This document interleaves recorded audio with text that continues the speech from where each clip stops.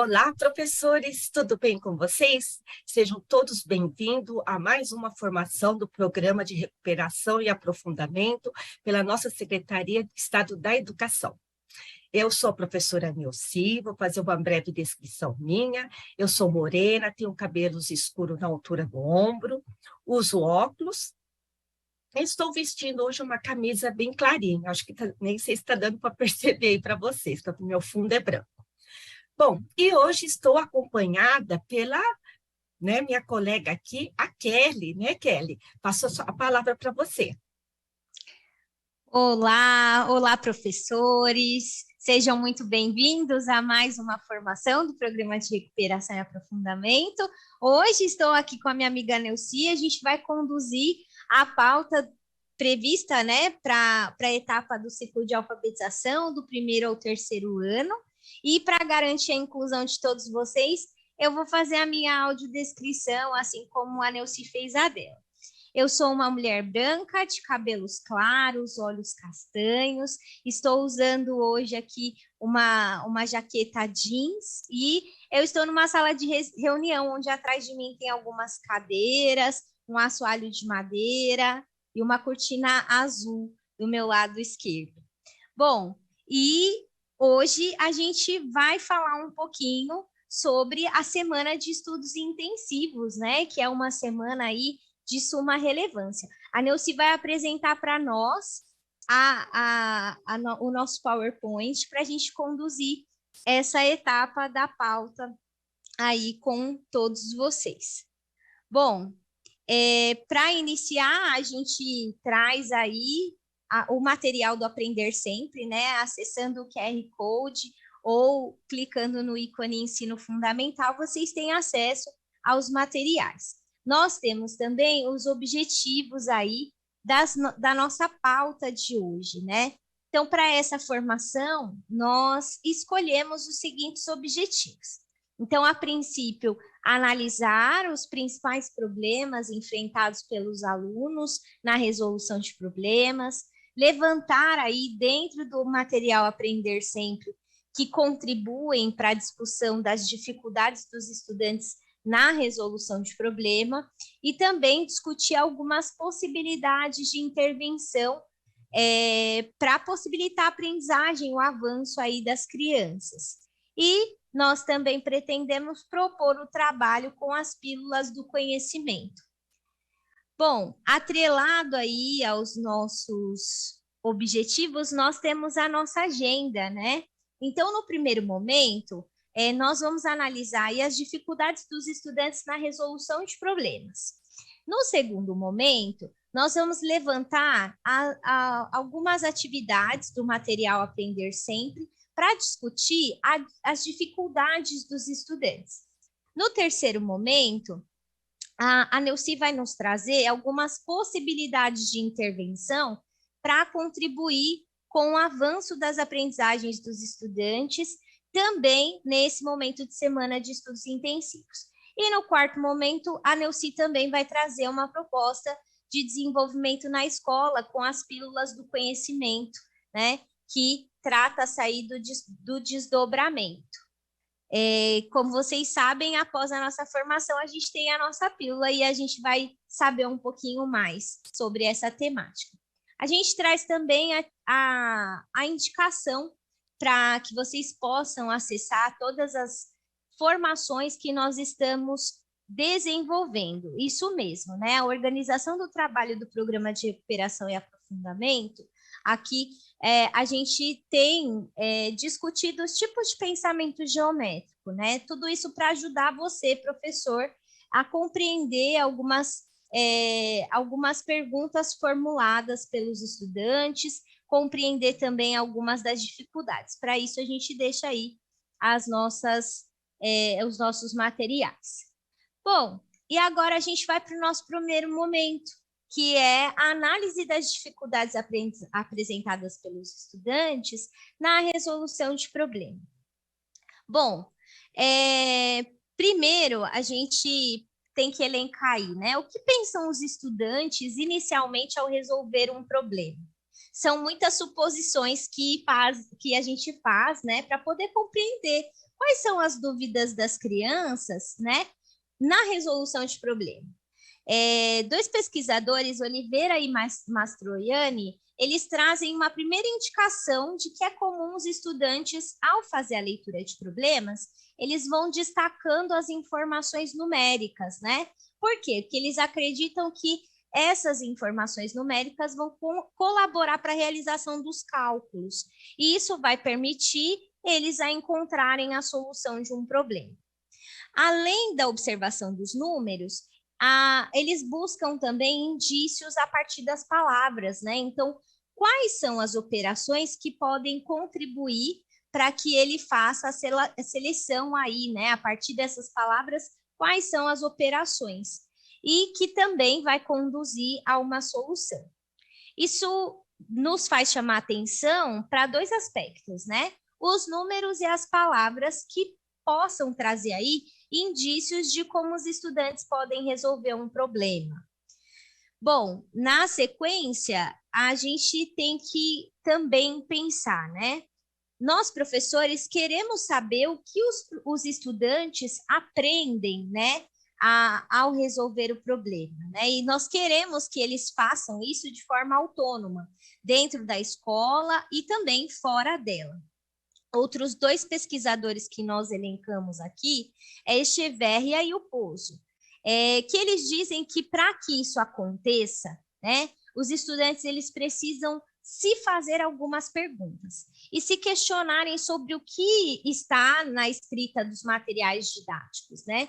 Mas também, além dos livros, que eles também identifiquem situações do cotidiano, né, permitindo aí que sejam vistas como um processo de busca interna das soluções, sem esperar aí por respostas elaboradas ou por algoritmos já estruturados que muitas vezes não conversam aí com os caminhos que os estudantes iriam desenvolver para encontrar tais respostas. E a gente traz também as dúvidas, né, durante a resolução do problema. Como o nosso foco será a identificação dos principais problemas que as crianças enfrentam na resolução, nós levantamos pelo menos 3, né? O primeiro se refere à identificação dos dados. Então, onde os estudantes precisam selecionar os dados que serão necessários para resolver os problemas. O segundo se refere à identificação das operações. A partir dos dados da pergunta, os estudantes precisarão escolher qual ou quais operações, né, vão permitir a ele encontrar a solução. E o terceiro, o erro mais frequente, né, que a gente pode dizer assim, é que os estudantes podem cometer alguns equívocos nos procedimentos de cálculo. Então, ao realizar os cálculos, muitos deles estão vinculados aí ao sistema de numeração decimal.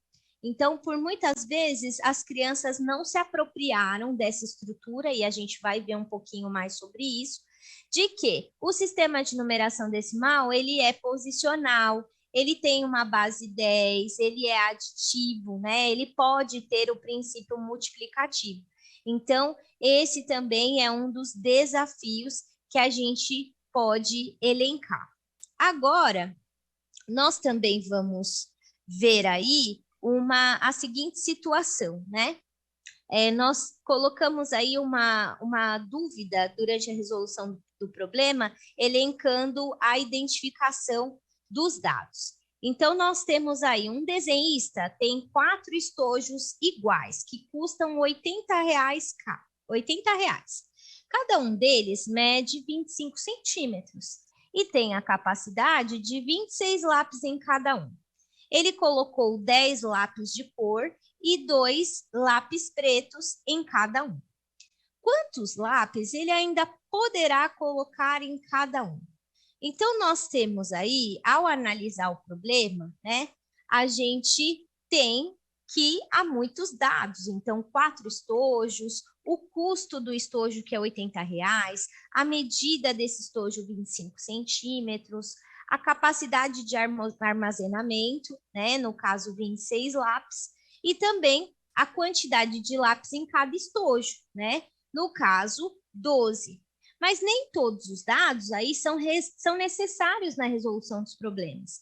Então, para fazer essa escolha dos dados, é importante a gente observar qual é a pergunta formulada e em que medida os dados aí podem auxiliar na busca da solução.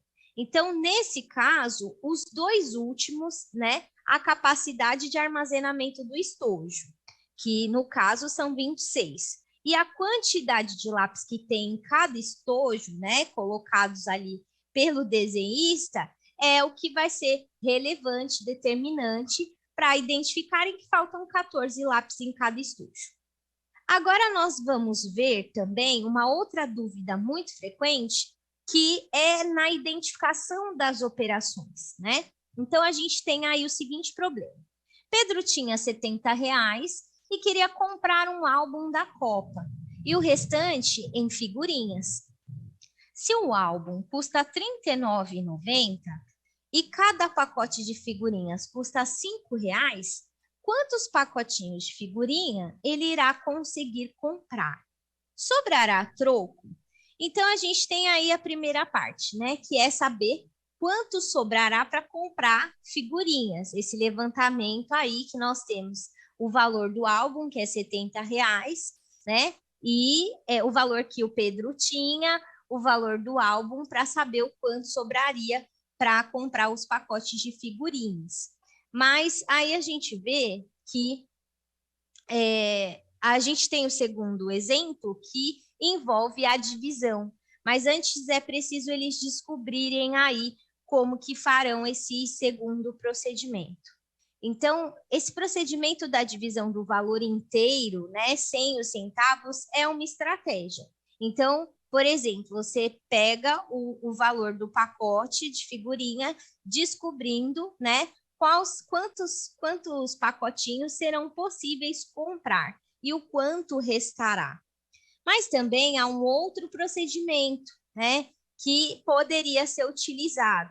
Esse é um exemplo para que a gente possa dar sentido aí nas nossas discussões, independente do ano de escolaridade dos estudantes, né? Então, como a gente vê aí, a terceira parte, quando a gente fala do dinheiro que Pedro possui e depois comprou o álbum, né? Então, ele separa aí os R$30, identificando que sobrariam 10 centavos.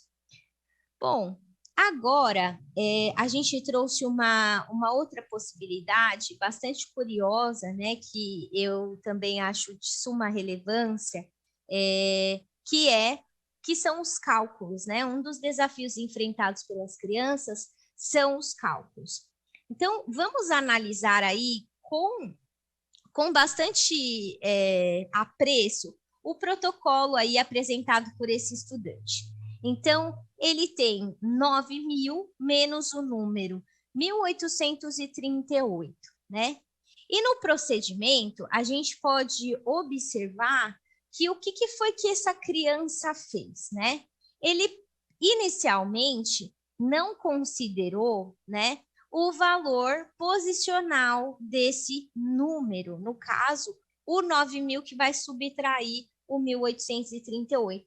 Ou seja, o que ele pensou? Bom, esse 9.000 que está na casinha aí do milhar, né? Eu preciso emprestar, né? Aí essa questão da reserva para os outros 3 zeros, né? Que não tem nada. Então, o que ele fez? Ele emprestou para o zero da centena, um para o zero da dezena e um para o zero da unidade. Desse modo, ele pensou, bom, 1 mais 1 é igual a 3. Então, se eu tirei 3 do número 9, eu vou ficar com 6. E aí, onde ele erra o cálculo, né? Por quê? Porque ele estava aí decompondo o número 9, mas na verdade não é o número 9. Na verdade, é o número 9.000, certo? E aí ele não se apropriou das características do sistema de numeração decimal, né? Que, na verdade, você deveria ali trabalhar de uma outra forma, né? E nós trouxemos também aí um outro fator, que é o fato das crianças no segundo problema, também subtraírem o menor para o maior. Então, vejam aí, 961 menos o 961 menos o número 185. Então, o que a criança fez, né? Ela simplesmente subtraiu. 1 menos 5, ele subtraiu, ficou com 4, 6 menos 8, ele colocou o 2, né? Pensando na situação reversa, 5 menos 1, 4, e 8 menos 6, 2. Mas vejam que o equívoco principal é não reconhecer que esse número 1, está na casa da unidade, então ele vale uma unidade, né? Então, logo, uma unidade não tem como subtrair 5 unidades. O mesmo número 6, que representa 60. O número 60, ele é menor que o número 80. Por isso, não tem como retirar, né, nesse caso, nesse procedimento do algoritmo convencional, esse valor, certo? Bom, e nós trouxemos aí mais uma, que é durante a resolução de problemas, a questão da troca de ordem na multiplicação, né? Então, um equívoco aí, no caso, as crianças, na hora de resolver a multiplicação, então vocês podem observar que a criança faz 4 vezes o número 6, né, 24, só que ao invés de deixar o número que corresponde à unidade, ele passa esse número lá para reserva e acaba somando. E o mesmo acontece aqui com esse outro estudante ao resolver o mesmo cálculo. Só que ao invés dele subir, ele já adicionou, né, no caso, e teve um número muito maior do que o que realmente faria jus a esse cálculo. Bom, agora a gente vai analisar aí algumas atividades no material Aprender Sempre e ver como que vocês, professores do primeiro ao terceiro ano, podem se apoiar no material para acompanhar essas dúvidas dos estudantes, tá? E aí a gente vai falar bem rapidinho, depois a Neuci vai esmiuçar com vocês. Para o primeiro aninho, a gente escolheu aí a reflexão sobre a contagem e a comparação de quantidade, a noção de multiplicação.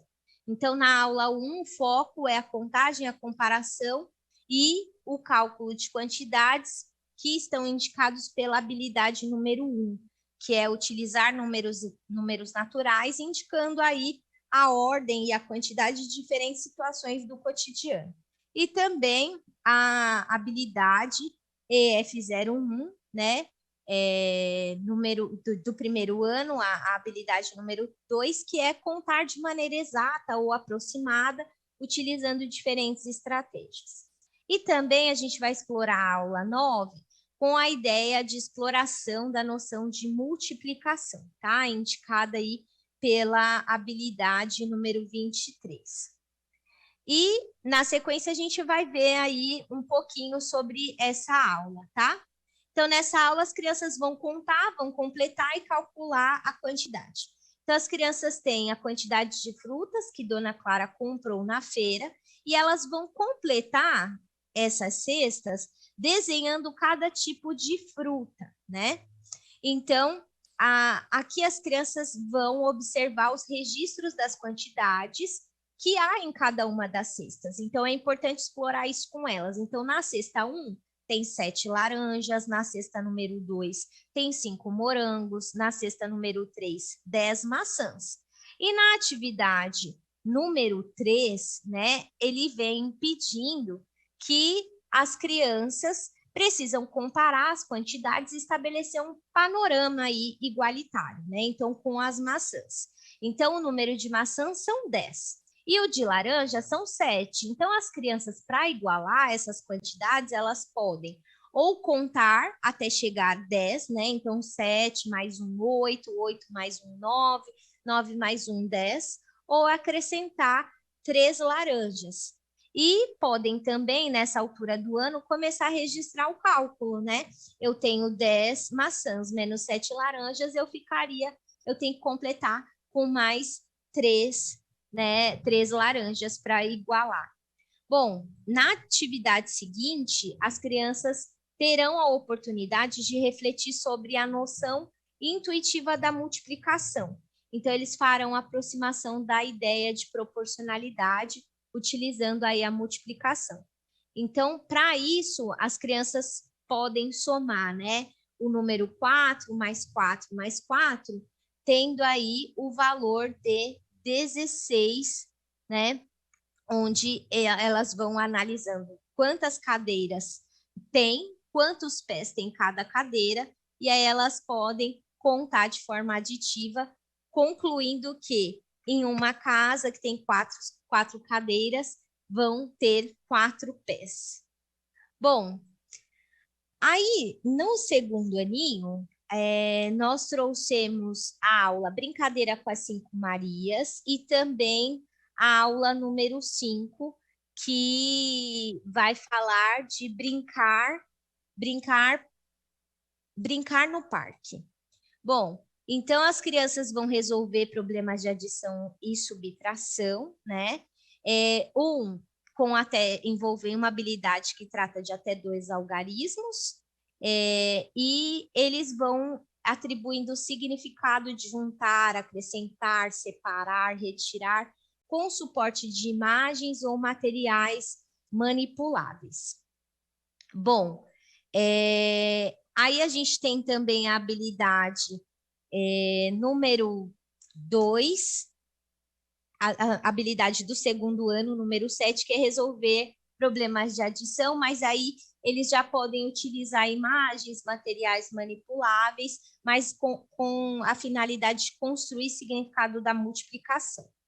Para isso, a gente tem aí primeiro a brincadeira das 5 Marias, né? Então, o objetivo é trazer o jogo, então é interessante que você, professor, contextualize essa realização do jogo, mas que principalmente as crianças identifiquem os dados dos problemas, tá? Então, eles devem identificar, dentro da leitura do problema, quais são os dados. Então, os estudantes devem identificar que são 22 jogos, né, existentes, e que Thelma selecionou 10 deles para dar para os seus sobrinhos. Então, logo, as crianças precisam compreender aí que desses 22 jogos, eles precisam subtrair 10 e ter aí 12, e ter a clareza de que haverá a sobra de 12 jogos que ainda sobrarão.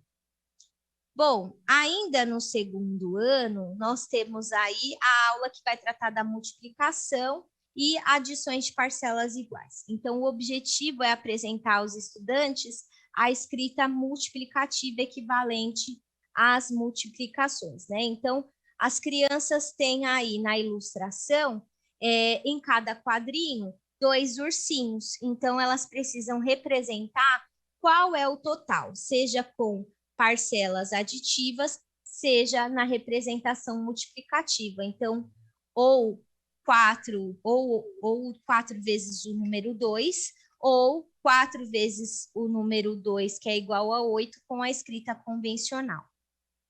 Ainda no segundo ano, elas vão ampliando isso. Então, ao ver aí o objeto dos peixinhos, então, eles teriam que registrar da maneira que eles acharem melhor, né? Primeiro com a escrita aditiva, então 5 peixinhos mais 5 é igual a 15, ou 3 vezes o 5 é igual a 15, consolidando esse mesmo critério aí para o agrupamento de cada brinquedo, conforme os exemplos. E para a atividade do terceiro ano, né? Então eu vou falar aqui bem brevemente da atividade do terceiro ano, porque a Neuci vai explorar um pouquinho mais sobre isso.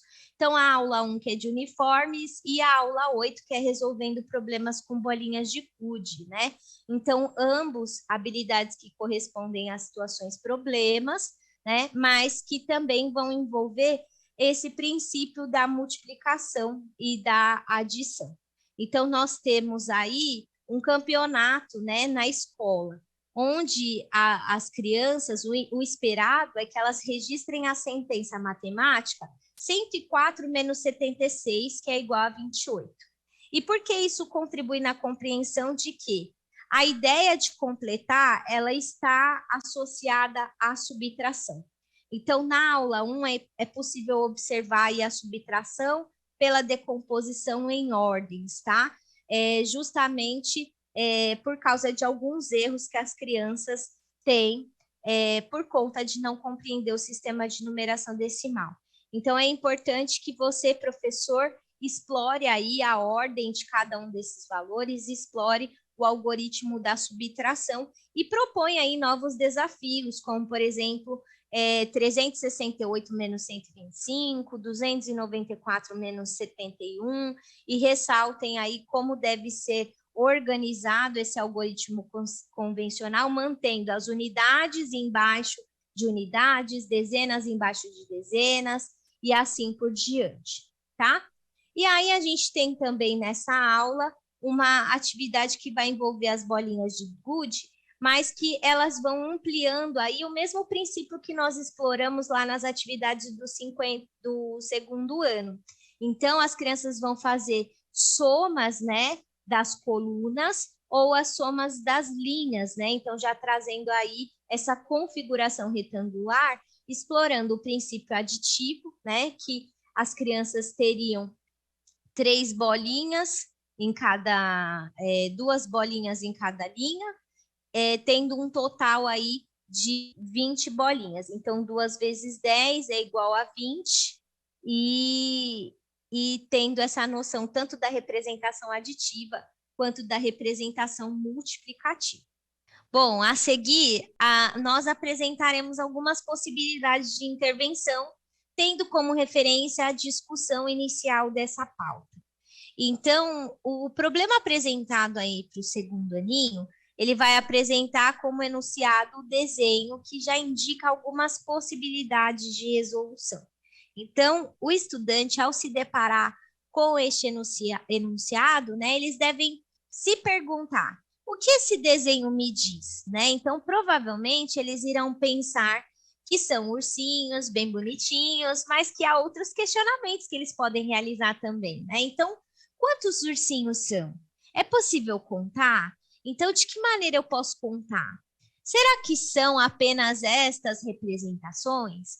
Então, entre as respostas, a gente pode destacar que é possível contar os ursinhos, que há outras maneiras de contar além das apresentadas, e que nem sempre os estudantes vão usar a adição de parcelas iguais para realizar a contagem. Então, outra forma é contar de 1 em 1, né? Então, nós teríamos 1 mais 1 mais 1 mais 1, até que eles concluam que teriam 8 ursinhos, né? E não necessariamente como sugere a atividade, mas a ideia é que as crianças vão avançando.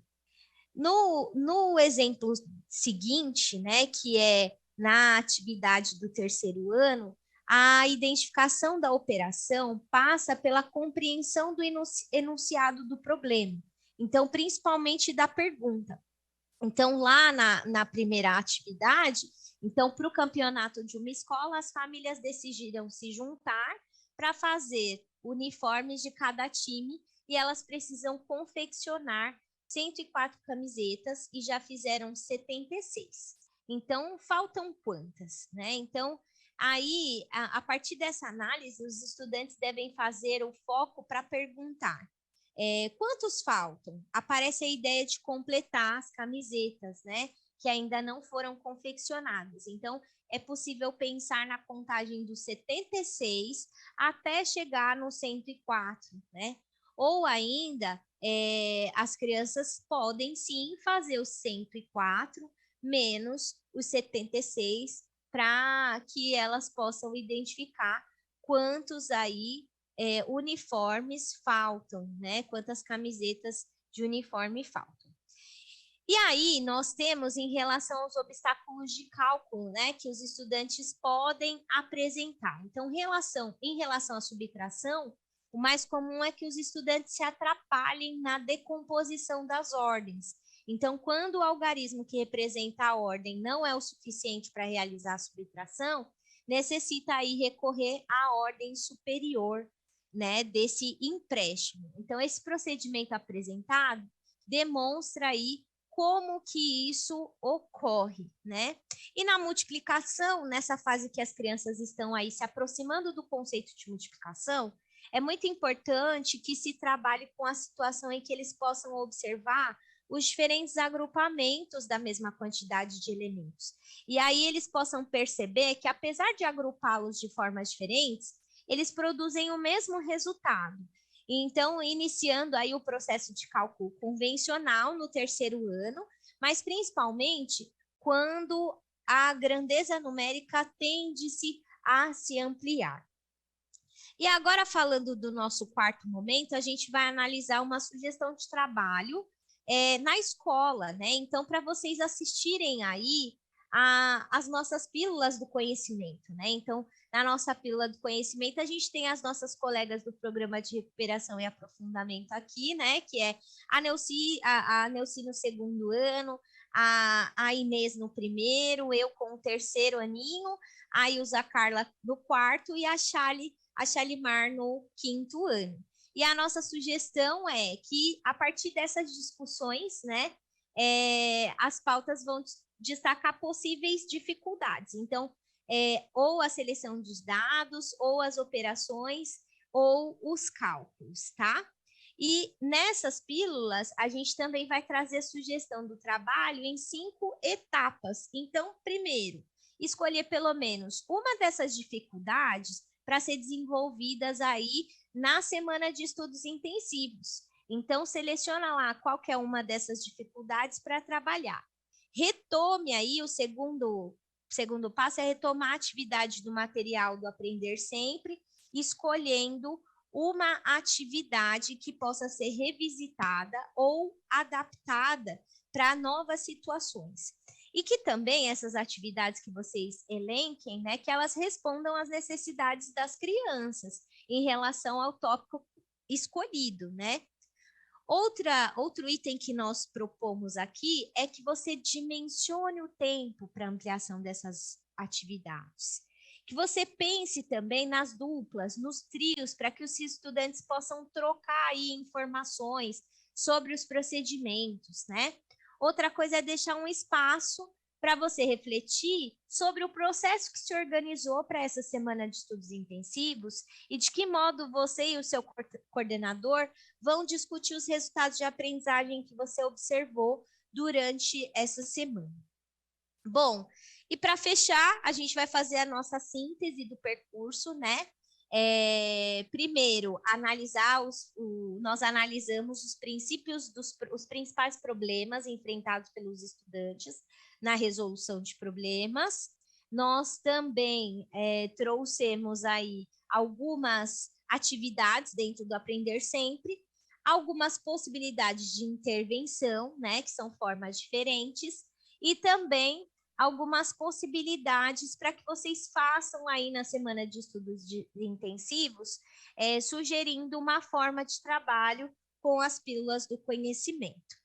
Nós apresentamos também aí para vocês a nossa pesquisa, né? Sua participação é muito importante. Então, conta aí para nós o que você achou da nossa formação de hoje. Outra proposta é que a gente deixa aí um QR Code se você quer aprofundar mais sobre esse tema, né? Então, no slide seguinte, a gente tem mais uma proposta também, que para suas futuras formações, né? Se você gostaria de aprofundar ou retomar alguns dos temas.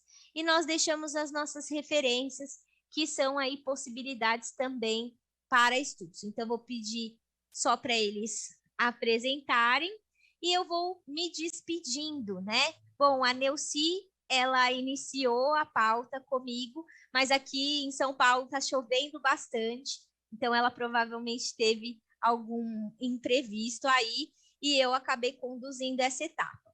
Mas, em nome dela, em nome de toda a equipe, né, nós agradecemos, desejando para vocês um excelente encerramento de ano letivo, que vocês possam aí enriquecer ainda mais o trabalho que é tão maravilhoso, feito por vocês, professores dos anos iniciais, e que a gente possa continuar a nossa jornada em breve aí juntos, tá? Muito obrigada e até logo, pessoal. Até a próxima, se Deus quiser. Um beijão.